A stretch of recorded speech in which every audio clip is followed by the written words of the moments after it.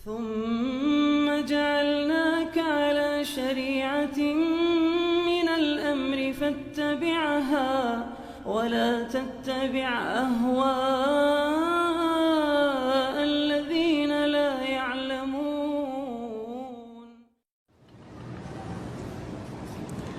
Bagaimana menyikapi salah satu ustadz yang mengatakan Salafi adalah wajah baru dari Wahabi?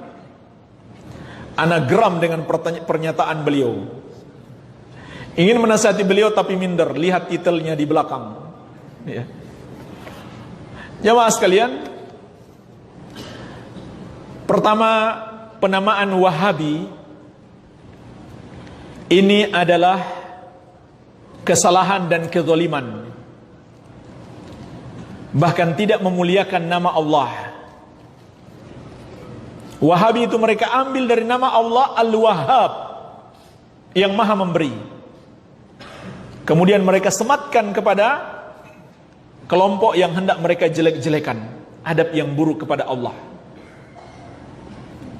Dan salah, karena nama yang mereka sebut sebagai Wahabi, namanya adalah Muhammad.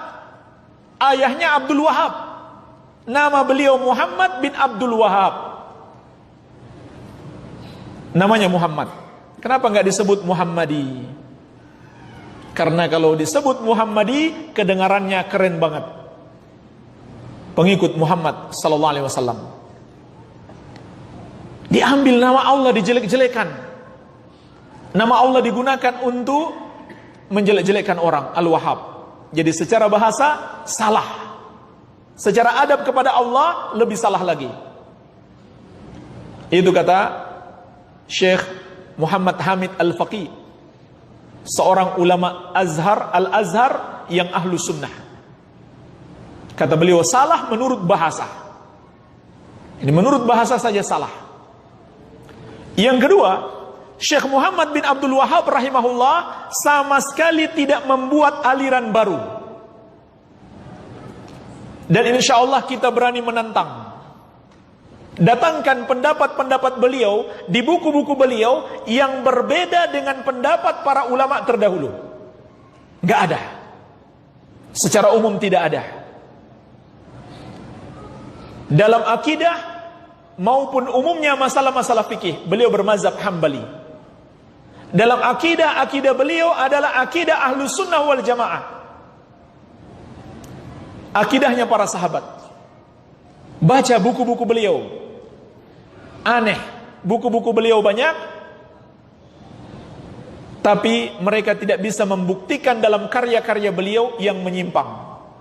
Kitab Tauhid, Kitab Salasatul Usul, Kitab Al-Usulus Sittah yang alhamdulillah baru saja kita kaji, Kitab Al-Qawaidul Arba, Kashfus Syubhat, Risalah ila Ahlil Qasim. Ini kitab beliau khusus untuk membantah sebagian tuduhan-tuduhan mereka. Termasuk tuduhan suka mengkafir-kafirkan, itu beliau bantah di dalam kitab ini. Risalah ila Ahlil Qasim. Jadi memang tuduhan beliau suka mengkafir-kafirkan itu sudah ada sejak masa beliau hidup. Beliau sudah bantah, mereka masih tebarkan kedustaan itu.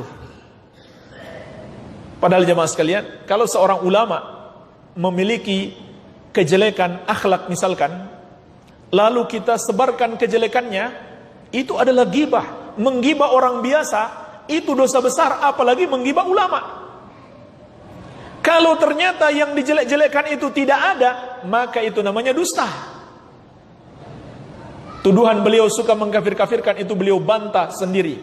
Sampai beliau mengatakan, kalau kami tidak mengkafirkan orang yang menyembah di kuburan Ahmad Al-Badawi, yang menyembah kuburan Ahmad Al-Badawi, tidak langsung kami kafirkan. Kenapa? Belum tegak hujah atasnya, padahal perbuatan dosanya kekafiran.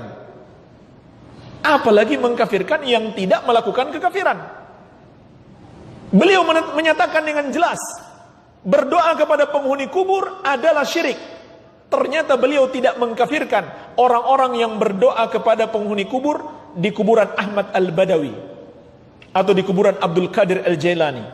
Tidak, beliau tegaskan di kitab Risalah Ilal Ahlil Qasim. Kenapa beliau tidak kafirkan? Karena belum tegak hujjah atas mereka. Perbuatan mereka beliau katakan kufur. Karena doa itu ibadah. Berdoa kepada para wali yang sudah wafat berarti beribadah kepada mereka. Terserah yang melakukan akui atau tidak.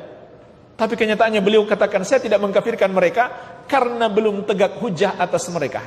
Apalagi dituduh mengkafirkan orang yang tidak melakukan kekafiran. Beliau sudah bantah sendiri sebenarnya. Cuman mereka tidak mau melihat bantahan beliau, lebih mau mengikuti isu-isu yang tidak benar. Jadi buktikan di mana penyimpangan beliau yang menyelisihi akidah salaf, akidah Ahlus Sunnah wal Jamaah, sehingga pantas disebut aliran baru. Jadi beliau adalah seorang salafi, seorang Ahlus Sunnah, tidak berganti nama, tidak berubah bajunya. Beliau Ahlus Sunnah wal Jamaah. Dan itu diakui oleh tokoh-tokoh mereka sendiri yang bersifat adil. Contohnya Syekh Wahbah Az-Zuhaili, salah seorang rujukan mereka, ahli fikih. Beliau mengakui Syekh Muhammad bin Abdul Wahab rahimahullah adalah seorang ulama pembaharu yang mengajarkan tauhid dan sunnah Nabi sallallahu alaihi wasallam. Syekh Muhammad Rashid Ridha, tokoh dari Mesir, juga mengakui. Termasuk Syekh Muhammad Alwi Al-Maliki, tokoh mereka yang di Makkah sudah wafat, juga mengakui Syekh Muhammad bin Abdul Wahab mengajarkan tauhid. Beliau tidak menyimpang, beliau tidak membawa ajaran baru. Jadi ini adalah tuduhan-tuduhan yang tidak berdasar, yang tidak bisa dibuktikan secara ilmiah. Wallahu a'lam.